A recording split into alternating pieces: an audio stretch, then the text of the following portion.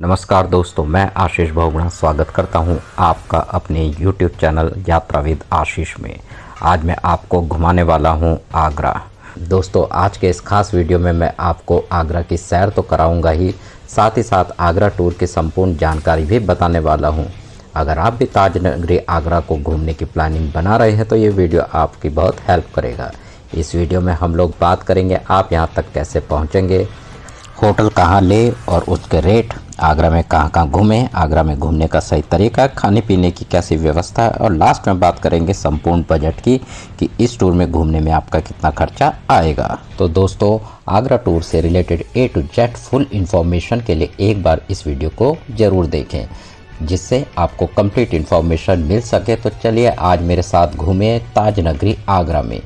दोस्तों, पूरे साल देश और विदेश से लाखों टूरिस्ट आगरा घूमने आते हैं।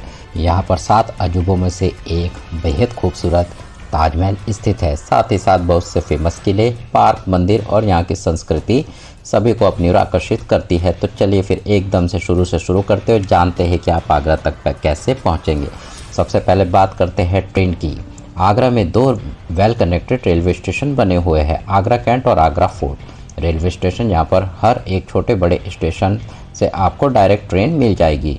आगरा कैंट से ताजमहल की दूरी 6 किलोमीटर की रहती है। वहीं अगर आगरा फोर्ट रेलवे स्टेशन की बात करें तो ये रेलवे स्टेशन लाल किले के एकदम सामने बना हुआ है और यहाँ से ताजमहल की दूरी मात्र 3 किलोमीटर रह जाती है।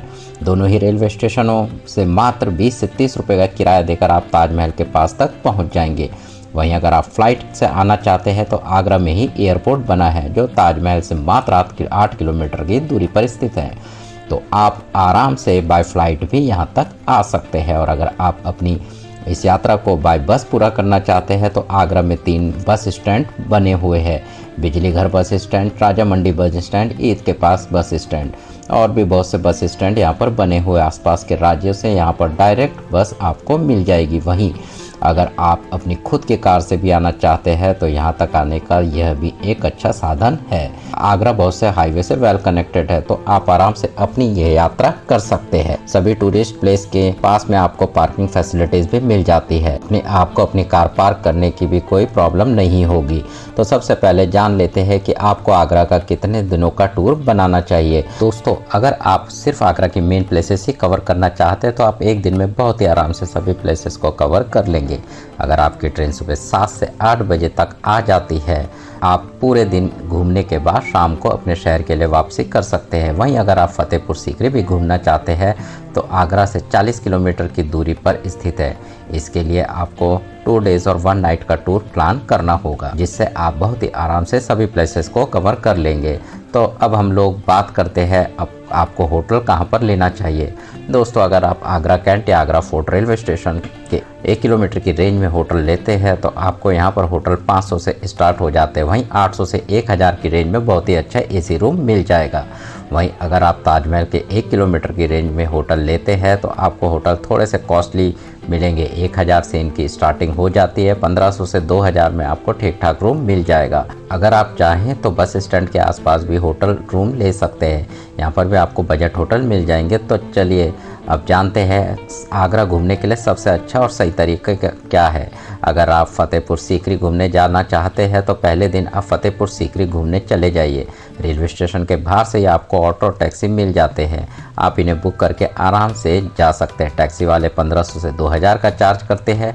पूरा दिन घूमने के बाद यहीं पर आकर आपको ड्रॉप कर देंगे। वहीं ऑटो आपको 600 से 700 रुपये में मिल जाएगा। रेट तो बहुत ज़्यादा बताते हैं लेकिन 600 से 700 रुपये में वो आराम से मान जाएंगे। तो चलिए अब हम लोग पहुँच चुके हैं फतेहपुर सीकरी। दोस्तों, ऑटो और टैक्सी वाले आपको पार्किंग स्टैंड पर ड्रॉप कर देंगे। दोस्तों, यहाँ से किले की दूरी लगभग 2 किलोमीटर की रहती है जो चढ़ाई चढ़ के आपको यहाँ जाना होता है। अगर आप पैदल जाना चाहते हैं तो पैदल चले जाइए, यहाँ पर आपको बसेस भी मिल जाती है। आने जाने का 30 रुपये चार्ज करते हैं। बस आपको हर 10 मिनट में मिल जाएगी। जाने के बाद में आप किसी भी बस से आराम से वापसी कर सकते हैं। बस आपको टिकट अपना संभाल कर रखना होगा। तो अब हम लोग बस की हेल्प से पहुंच चुके हैं किले के पास में। दोस्तों, यहाँ पर विश्व विख्यात बुलंद दरवाज़ा स्थित है जिसकी भव्यता देखकर आप दंग रह जाएंगे। यहाँ पर शेख सलीम चिश्ती जी की दरगाह भी बनी हुई है, आप यहाँ पर दुआ मांग सकते हैं। यहाँ पर घूमने के बाद में अब हम लोग चलेंगे किले में घूमने के लिए दोस्तों किले में आपको 50 रुपये की एंट्री टिकट लगती है। अगर आपके पास बैग या खाने का कुछ सामान है तो क्लॉक रूम में फ्री ऑफ कॉस्ट जमा कर सकते हैं। टिकट लेने के बाद में किले में एंट्री करेंगे। सबसे पहले अब हम लोग चलेंगे जोधाबाई महल देखने के लिए। महल में एंट्री करने पर आप बड़े से प्रांगण में आ जाएंगे। जोधाबाई सभी देवी देवताओं की पूजा किया करती थी। अगर आप यहाँ पर गाइड करना चाहते हैं तो आप गाइड कर सकते हैं। गाइड करने पर आपको कुछ इंटरेस्टिंग बातें भी जानने को मिलेंगी। अदरवाइज़ आप यहाँ पर घूमने के लिए ही आए हैं तो आप खुद से भी घूम सकते हैं। यहाँ पर कुछ टाइम बिताने के बाद में अब हम लोग आगे बढ़ेंगे और एक दूसरे प्रांगण में आ जाएंगे जहाँ पर दीवाने खास स्थित है। इसके अंदर आप न्याय का स्तंभ भी देख सकते हैं। यह किला बहुत ही खूबसूरत और विशाल बना हुआ है। सामने जो आप प्लेस देख रहे हैं बादशाह अकबर बैठकर सभी फरियादियों की फरियाद सुनते थे, तो अब जो अब बहुत ही खूबसूरत बन चुका है। इसके अलावा आप यहाँ पर अनूप तालाब, पंचमहल और भी बहुत सी खूबसूरत इमारतें हैं जहाँ पर आप घूम सकते हैं। यहाँ पर घूमने में आपको 3 से 4 घंटे लग जाएंगे। 3 से 4 घंटे में बहुत ही आराम से आप इस विशाल महल को घूम सकते हैं। तो चलिए दोस्तों, यहाँ पर घूमने के बाद में अब हम लोग फिर से बस के माध्यम से अपने पार्किंग स्टैंड में जाएंगे और ऑटो या टैक्सी से अब हम वापस आगरा की तरफ जाएंगे। अगर आप रास्ते में कुछ खाना पीना चाहते हैं तो रास्ते में बहुत से ढाबे और रिजॉर्ट बने हुए हैं जहाँ पर आप आराम से अपने हिसाब से खाना पीना कर सकते हैं। शाम को आप आगरा में बहुत ही फेमस तिरुपति बालाजी मंदिर के दर्शन करने जा सकते हैं। मैक्सिमम टूरिस्ट यहाँ पर ज़रूर आते हैं। यहाँ पर आपको बहुत ही ज़्यादा अच्छा लगेगा, तो शाम को आप यहाँ पर ज़रूर आइए। यहाँ पर भगवान जी के दर्शन करिए और उसके बाद में आप अपने होटल में जाकर आराम कर सकते हैं। दोस्तों अगले दिन हम लोग चलेंगे जिसके लिए हम लोग आए हैं 7 अजूबों में से एक ताजमहल का दीदार करने के लिए। दोस्तों ताजमहल में एंट्री करने के 2 प्रमुख गेट है, वेस्ट और ईस्ट गेट। यहाँ पर टिकट काउंटर बना हुआ है। भारतीय लोगों के लिए 50 रुपये का टिकट है और विदेशियों के लिए 1000 रुपये का टिकट लगता है। वहीं अगर आप ताजमहल के अंदर मकबरे में भी जाना चाहते हैं उसके लिए आपको 250 रुपये वाला टिकट करना होगा। यहाँ पर आपको फ्री ऑफ कॉस्ट में क्लॉक रूम की फैसिलिटी मिल जाती है। अगर आपके पास में बैग और खाने पीने की कोई चीज़ है तो आप यहाँ पर जमा कर सकते हैं। फिर आप गेट में एंट्री कर अंदर आएंगे। लाल पत्थर से पूरा प्रांगण बना हुआ है जो बहुत ही ज़्यादा खूबसूरत लगता है। यहाँ पर हजारों विदेशी यात्री आपको देखने को मिल जाएंगे। दोस्तों सामने जो विशाल दरवाज़ा देख रहे हैं, इसी दरवाजे को पार कर हम लोग ताजमहल का दीदार करेंगे। बाहर से एकदम छोटा सा ताजमहल दिखता है। जैसे ही आप आगे बढ़ते हैं ताजमहल का स्वरूप और विशाल रूप, खूबसूरत रूप दिखाई देने लगता है। दोस्तों जो सामने आप देख रहे हैं 7 अजूबों में से एक बेहद खूबसूरत, शानदार और भव्य ताजमहल। इसकी खूबसूरती देखकर इससे नज़र हटाने का मन नहीं करेगा। हरे भरे वातावरण में इसकी खूबसूरती में और चांद लग जाते हैं। इसीलिए 7 समंदर पार से भी लोग इसकी खूबसूरती को देखने के लिए चले आते हैं। दोस्तों अब यहाँ पर कुछ प्यारी प्यारी फ़ोटो शूट करने के बाद कुछ समय बैठकर आप ताजमहल का दीदार जरूर करिए। दोस्तों मुगल शासक शाहजहां ने अपनी पत्नी मुमताज महल की याद में सफ़ेद संगमरमर से इस शानदार ताजमहल को बनवाया था। इसकी शुरुआत 1632 ईस्वी में हुई और 20 वर्षों से ज़्यादा समय के बाद में 1653 में पूरा ताजमहल परिसर बन पाया जो 42 एकड़ में फैला हुआ है। इसे लगभग 20,000 से ज़्यादा कारीगरों ने बनाया था और इसे बनाने में लगभग 32 मिलियन रुपए का खर्च आया था। उस समय यह राशि बहुत ही ज़्यादा हुआ करती थी।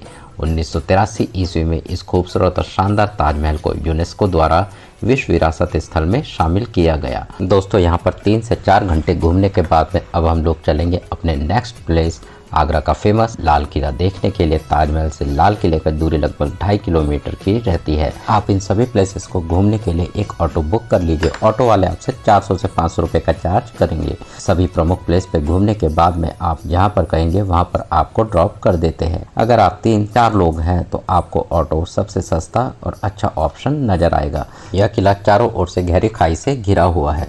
दोस्तों यहाँ पर घूमने के लिए आपको 50 रुपये का एंट्री टिकट लेना होता है। अगर आपके पास कोई सामान है तो आप क्लॉक रूम में फ्री ऑफ कॉस्ट में अपना सामान रख सकते हैं।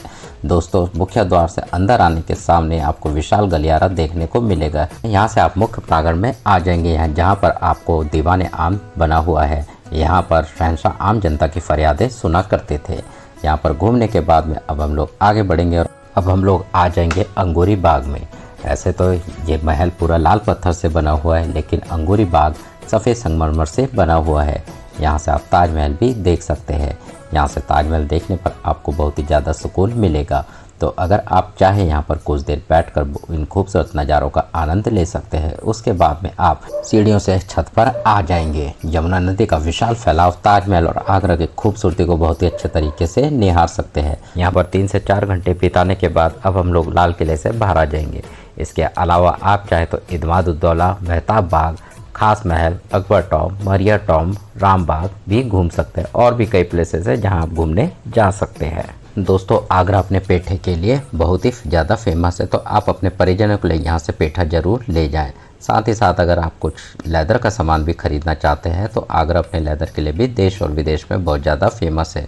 तो चलिए अब हम लोग बात करते हैं आगरा घूमने का सबसे अच्छा समय कौन सा है। दोस्तों ऐसे तो दोस्तों आप कभी भी आ सकते हैं, लेकिन अक्टूबर टू जून यहाँ का पीक सीज़न माना जाता है। आप इस टाइम पर आगरा घूम सकते हैं। दोस्तों अब बात करते हैं यहाँ पर बजट की।